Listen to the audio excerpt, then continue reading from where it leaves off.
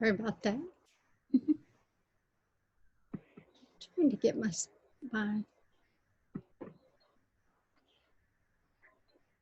speakers on.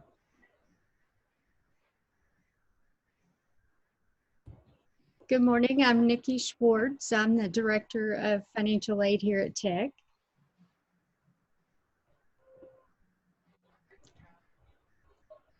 Alex, are you gonna?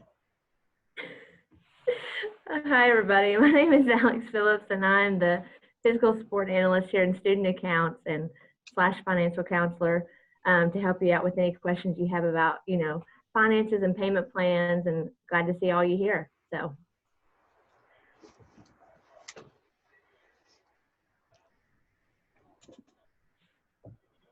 So Meredith or Sabrina, will we have any specific questions, or are we just supposed to?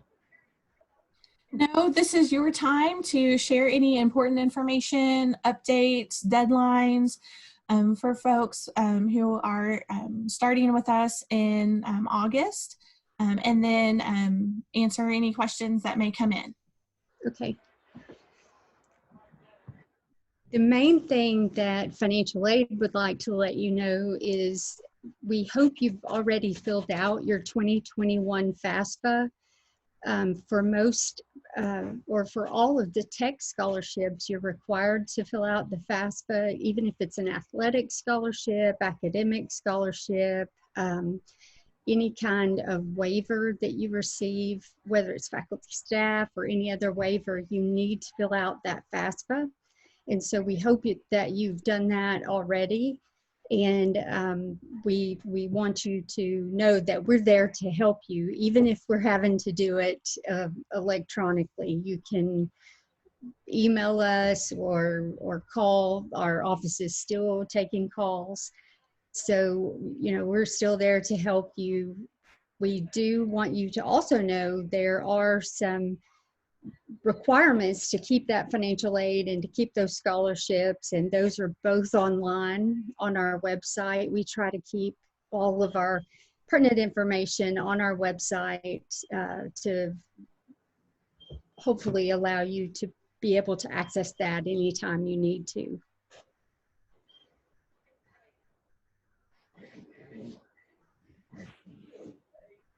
Okay, so I guess student accounts wise, just some stuff to note.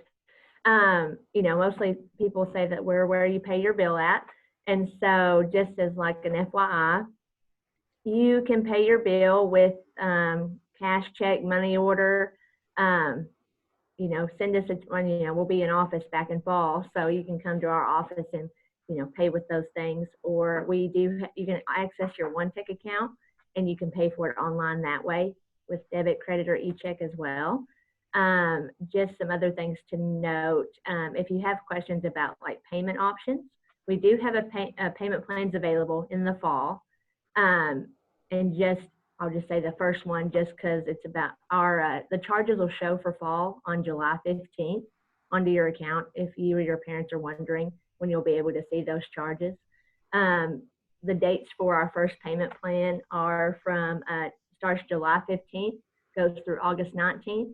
And so what that would look like is your first payment would be about 20% down of your, what your charges for your tuition and fees are. And then 4 equal payments from September to December.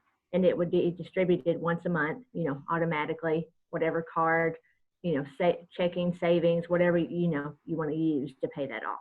So. And shortly after the charges are put on your account, which will not be until probably closer to, what do you think, Alex?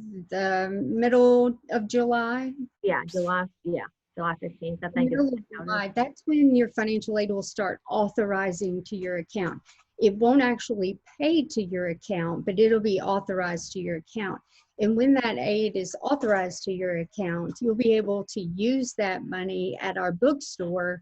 Well, it's not our bookstore, it's the bookstore on our campus. You'll be able to use that to charge your books. We do have a tax-free weekend.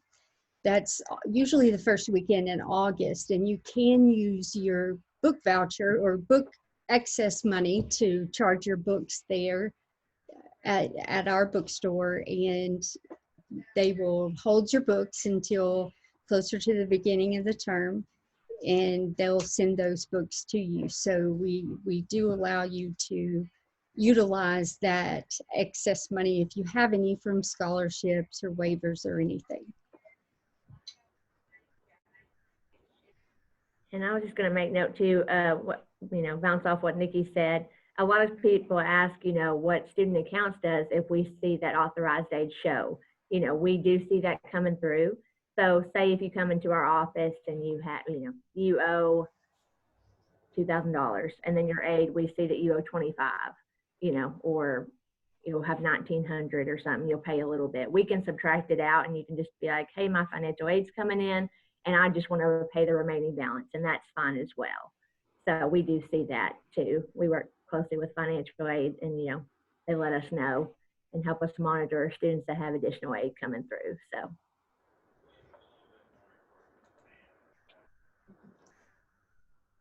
So just again, I want to stress the importance of filling out your FAFSA and making sure to check your one tech. Your one tech is it's sort of it is a portal, but it's the way we communicate with you as far as the financial aid office for sure, the way we communicate with you on anything that's missing from your account.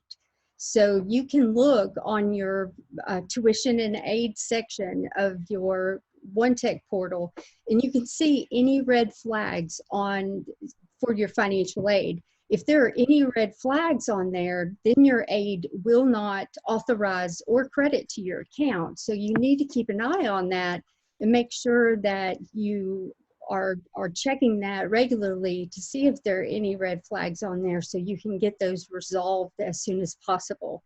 Generally, what you can do is click on that red flag, and it will open up to let you know what you need to do, or it could open up to an actual form that you can download and fill out. We aren't quite fancy enough yet where you can submit those online. We aren't fancy enough, sorry about that, we aren't fancy enough yet where you can actually,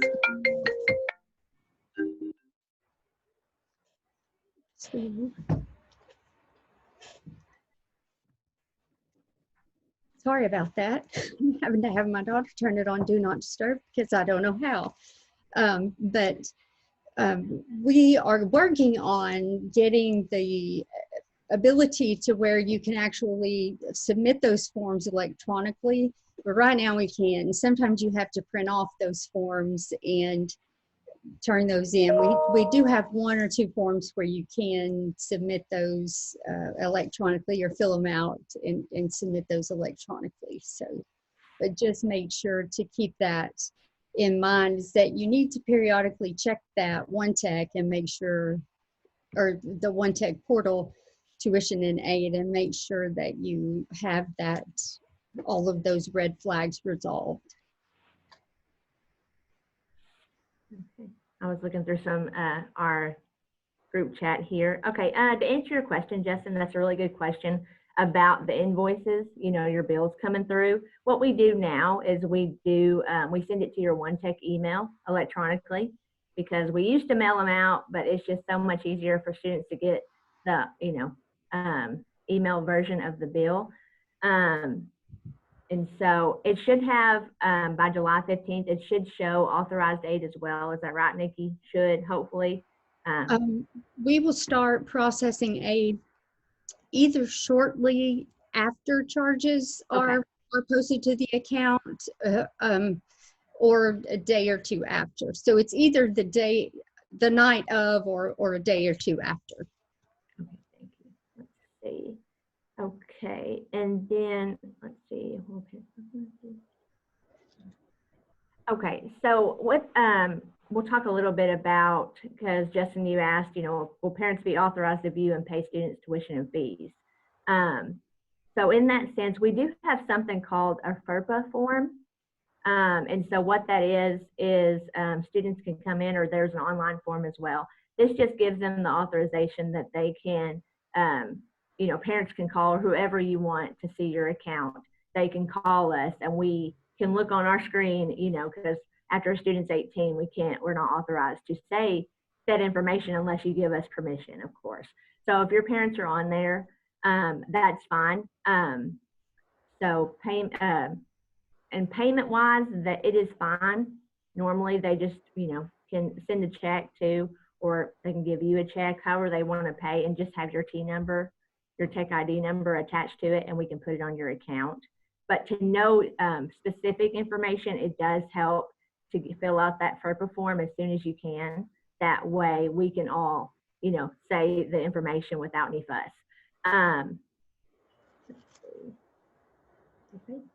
Yes, and people, you can mail in checks as well. We know some people, you know, live out of state and stuff, and they're taking online classes, etc. scenarios. So you would just do it to the student accounts office, and I can get that for you real quick. So just as and you know, PSA, just of what our address is. It's the student accounts office, of course. We are in Brown Hall, Suite 241, 105 West O Street, Russellville, Arkansas, 72801. And I can put that in the chat as well. And it's also on our website too, all our information to get a hold of us. Oh, thank you, Sabrina. That helps.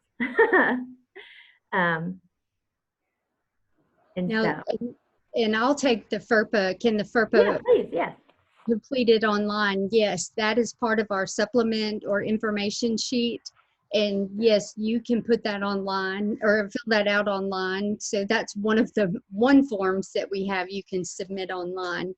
And FERPA is Family Educational Rights and Privacy Act and Federal Educational Rights and Privacy Act. And that just means, can anyone else, are you giving permission to anyone else to have access to your file, your education file? So that means if you say no and your mother or father calls and says, can you tell me what Justin is missing, we have to say, I'm sorry, we can't release that information. But if you put yes and list your mother there, your mother's specific name, and she says, yes, I'm Mrs. McKeever, I need to know what Justin is missing, and we can say, yes, he needs to fill out this form. So the Federal Educational Rights and Privacy Act is the, you know, the allowance of from you to let us speak to anyone else. Now, we won't contact them. It's just as if they contact us to ask about your information.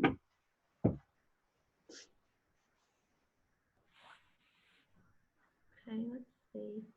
And I know some students have questions about how to get a tech ID, because you will need a tech ID. You know, once you come on campus, it's really important. It'll get you access to the buildings. You'll have your meal plan swipes on there. I mean, it's very important to have when you start your new journey here. So just what we're doing now, you can go onto your OneTech account, and there should be, on your student tab, there should be an ID request. It may say duplicate ID, but I'm not sure. It's a new thing we're starting online. And so you'll just go on there and make the request. From my understanding, I don't personally do the IDs. Miss Miranda and Miss Kathy do in our office. And so if you make that request online, they'll get that notification. And you would just pick your ID up at orientation in August is how they're doing it.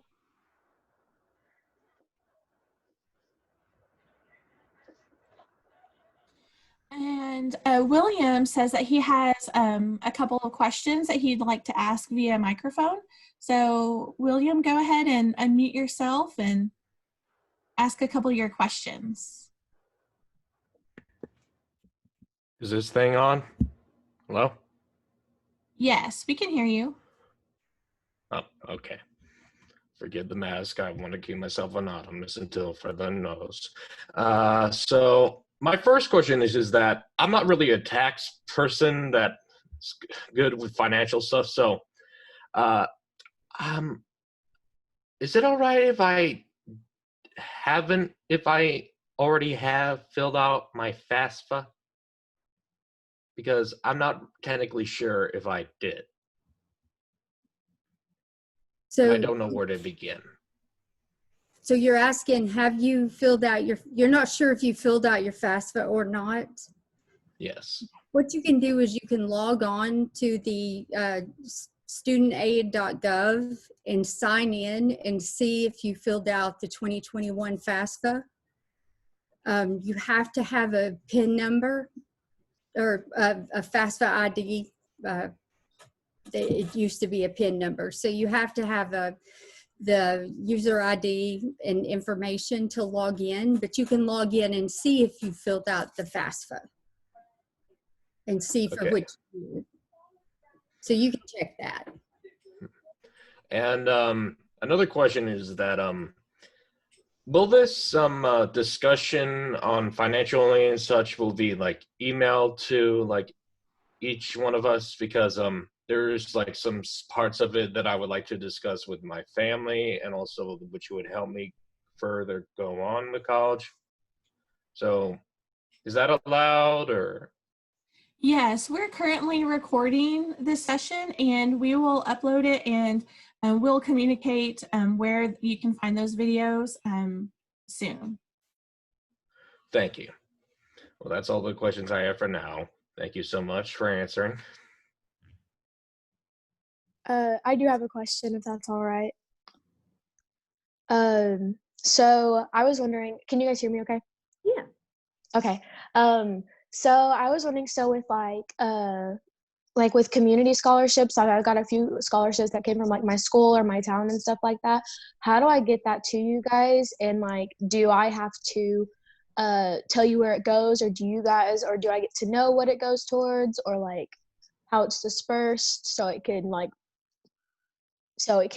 be used to the best that it can be? Yes, what you'll do is you'll have it sent to our office, to the financial aid office. And what we do is we will apply it to your account, and it will just go toward your account. So it will, you know, be used to reduce the amount that you owe. So there's no, it won't be earmarked for anything unless the provider of the scholarship earmarks it for something. But you need to make sure that the scholarship does come to us in the financial aid office, and I can send our address, or Sabrina can get it, just like she's so good, she'll get it and put it up there, or I can do it in there. But it's almost the same as student accounts. It's 105 West O Street, Suite 206. So we're right across from student accounts. You can mail it or send it in. And if you have any forms that they need for us to sign to verify your enrollment or anything like that for your scholarships, community scholarships or anything like that, we can do that also. Okay. And then also with like the academic scholarships from Tech, like will those be taken care of like by y'all, like, or like will those be put on the account too? Like I've seen it, like I've been looking through like my One Tech, and it shows like all the financial aid I have right now, like that you guys have that I've been awarded. But like, how does that, like, does that work the same way, or does that work differently? Does that just go towards tuition, or is that where like there's the financial aid consent form thing? Like, is that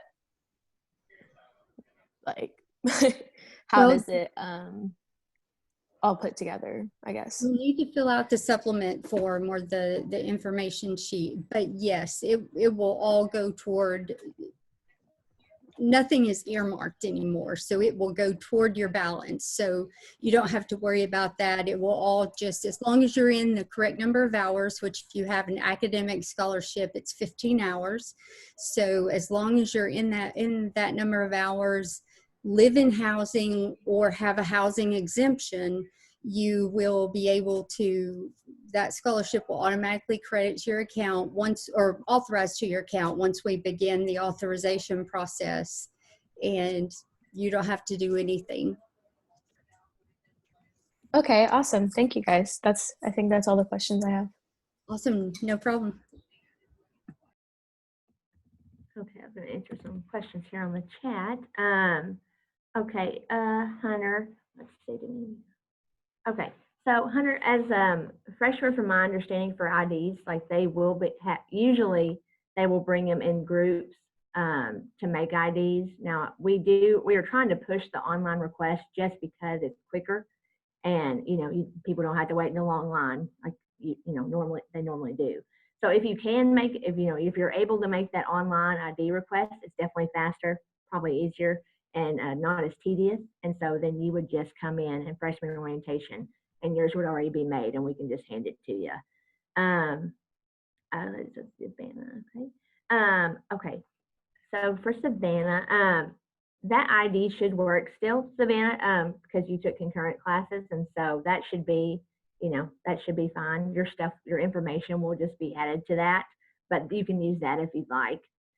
Some people want to change, get a more updated one, but it will work the same. Okay, and so to answer Justin's question, okay, so Justin, if you give your parents authorization, so luckily enough, you'll hear probably this a lot during this, your OneTech account is super important, and it has all your information there too. You can access financial aid, you can pay off your account, you can look at your classes. So you'll get that information, you'll create that. You should have got a letter stating your OneTech ID. You'll have to make your own password, of course.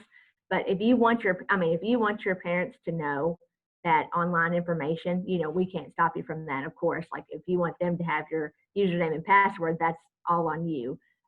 More of the FERPA form for us is just that they call student accounts or financial aid, and they ask us, hey, what does this say on so-and-so's account? If you don't give us permission, we can't say anything. But if you give them the information to OneTech, that is totally your preference, and then they can access everything if you want them to.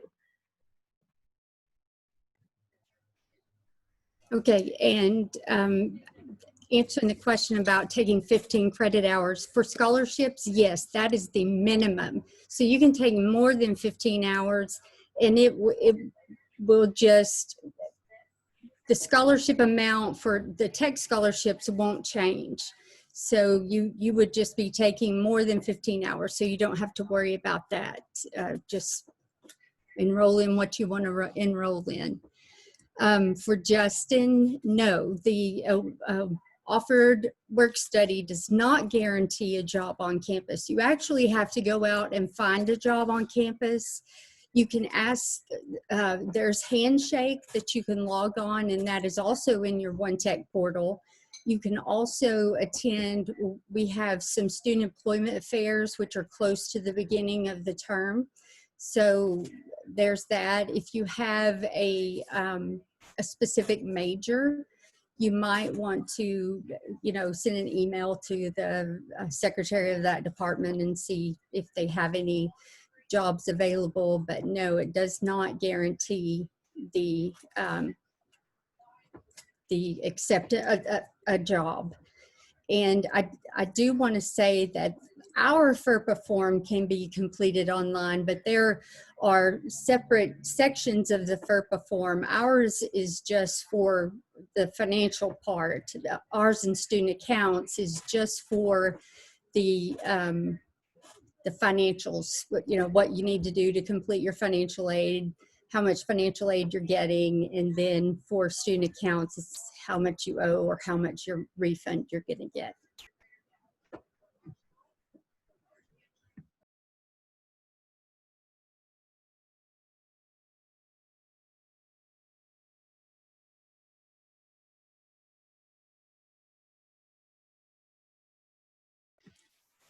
Once we receive, I'm answering Savannah's question about the Governor's Distinguished Scholarship. No, once we receive that Governor's Distinguished Scholarship, we will apply the Advanced Scholar Stipend. Now, it may take us a bit to get that on because the term is nuts for us. So, but we will eventually get that on. So don't worry about that. Or if you want to give us a nudge, we you know, you can email us. We don't mind that at all.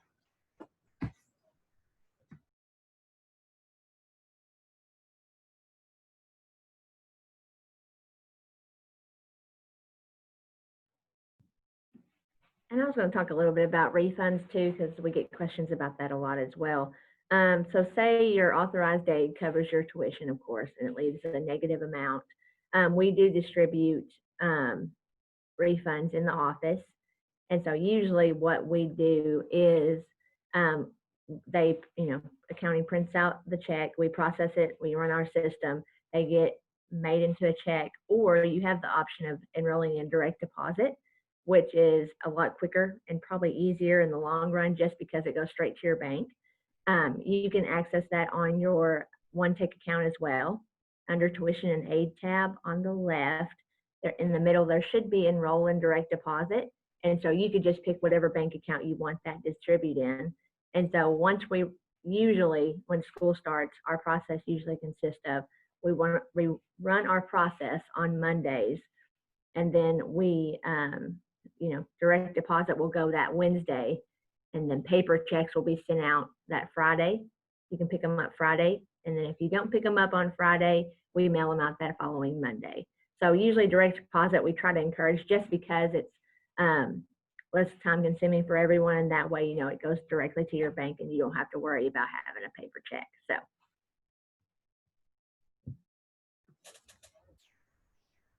And Justin, the tuition waiver for students from the contiguous states, it is just, you're charged a lesser tuition amount. There's not an actual waiver which goes onto the account. So that's automatic. You don't have to worry about that. So. And to William, on your first question, yes, you need to be checking your tech email. You need to get in the habit of starting to check that as soon as it's assigned to you. Professors will be emailing you in that email. We will be emailing you in that email. So use that, get in the habit of checking that email. Now, for award letters or award notices and missing information notices from our office, we try to hit every email we have in the system. However, when you do need to get in the habit of checking that email, because sometimes when we send important information, such as if you're in violation of satisfactory progress, or when you've graduated, we send the exit interview if you've had loans, we send that to your official tech email address. So get in the habit of checking that now.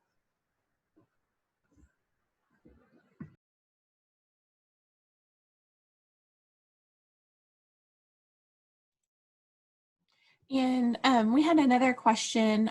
When we are all allowed back on campus, will you discuss with me and or others physically? How do y'all do individual financial advising appointments? And we don't usually do appointments in the financial aid office. We just let students come in.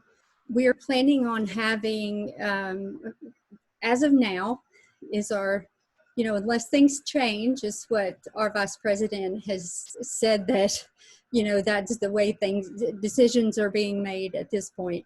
Unless things change, we're planning on being back on campus on August 3rd. Now, we will have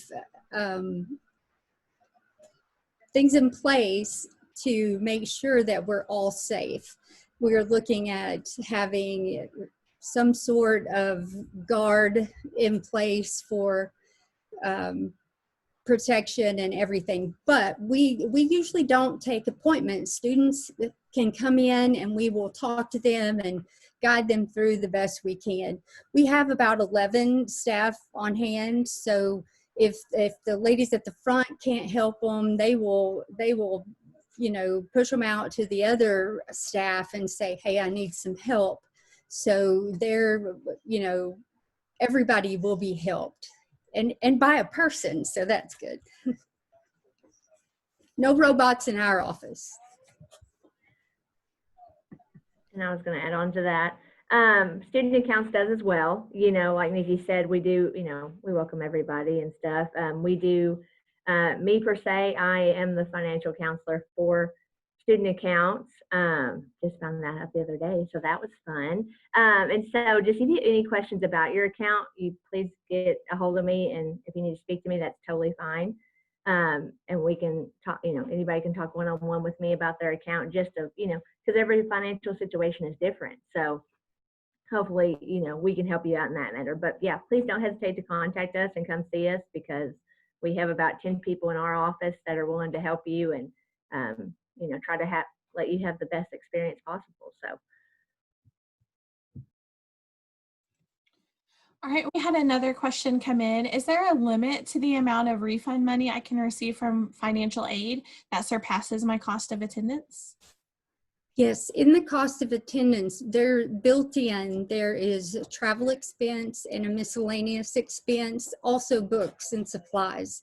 So beyond tuition and fees and room and board, students can receive that additional money over and above the tuition fees and room and board back for the living expenses and travel and things like that. So you can't surpass the actual cost of attendance, but you can get more than tuition and fees. And I'm going to go ahead and answer Justin's question. If a student awarded an academic scholarship won't be able to attend, what they need to do is contact Lisa Winiski in the admissions office and get an approval for that. Student may have to file an appeal, but that's the way you will be guaranteed to have it for the next semester. It's not a guarantee until you receive that official approval. So Lisa Winiski in the admissions office, and her information is on their website.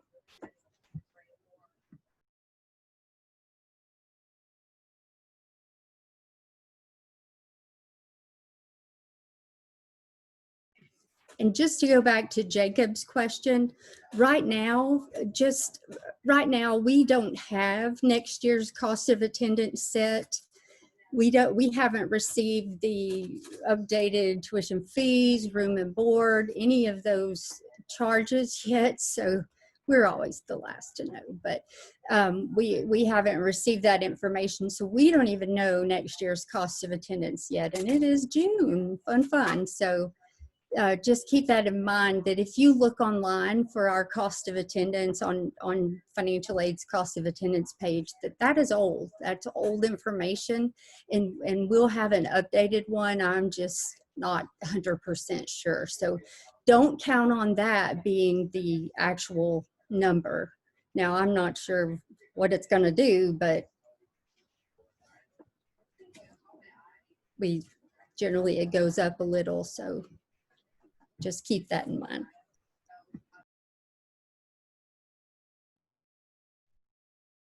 And I was going to talk a little bit about, we were discussing payments and everything and payment plan options. We do run something good to note. We do run a process called Drop for Non-Pay. What that is that students that don't, their amounts don't cover 30%, or their aid doesn't cover 30% of their tuition, I'm the one that distributes that, lucky me. I will run a list, and so there's certain dates, for fall in particular. We like to say, if you can, if you're able to pay the first day class, that's what we encourage, just because, that amount is out of the way, and then you just enjoy the rest of your semester and not worrying how you can pay off your account. And so don't worry about, Drop for Non-Pay. We'll definitely let you know way before. We send emails, letters, text messages before any of that actually happens. So for fall in particular, drop for non-pay will be September 23rd, just as a date to have out there. And don't hesitate to contact me either about that information and certain situations you're having. We definitely, of course, don't want students to be dropped from their classes. That is not our goal at all. But just wanted to give you a heads up on that, just something to keep note. But we definitely don't want you to worry and have a good semester. So. And we also want you to make sure to check with us, check with financial aid before you do drop a class or completely withdraw, which we hope that doesn't happen. We don't want you to do that. But if you do have to drop a class or change class, maybe drop one, add one, be sure to come to our office and check to see how it might impact your financial aid, because it could impact your financial aid. There's a timing issue. There's a time, the first 5 days of class, where you can drop at 100%. That's 100% refund of your tuition and fees. The next 5 or 6 days, you can drop with 80% reduction of tuition only. So most of the scholarships require you to be in a certain number of hours at that 11th class day. So anytime you decide to drop a class or drop an ad or change your schedule in any way, be sure to come by the financial aid office and check and let us look at what aid you have and what scholarships you have and how that might impact what you have. And we don't want you to lose any scholarships just by accidentally dropping a class prior to the time, especially if it's one day, because that hurts when that happens. And we want to make sure you have informed decisions, or you're making informed decisions. All right, well, we are almost out of time. And so at this point, we'll need to go ahead and conclude our session. Just a couple minute updates. If you have not already registered for classes for the fall or major academic advising appointment, you'll want to do that soon. If you're a new freshman or a transfer student with less than 60 credit hours, you'll contact our academic advising center to schedule your appointment. If you're a transfer student with over 60 hours, you'll contact your academic department for that.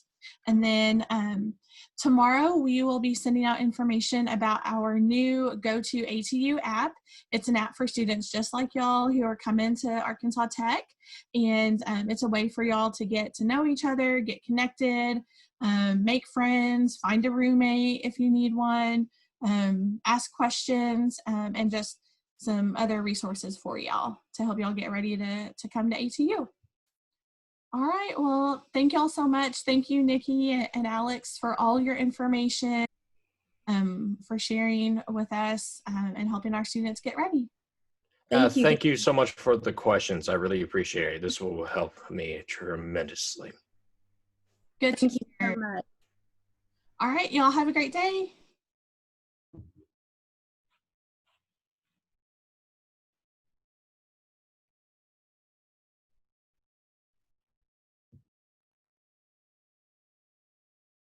Thanks again, Alex. Appreciate it. Take care. We'll see ya. Bye.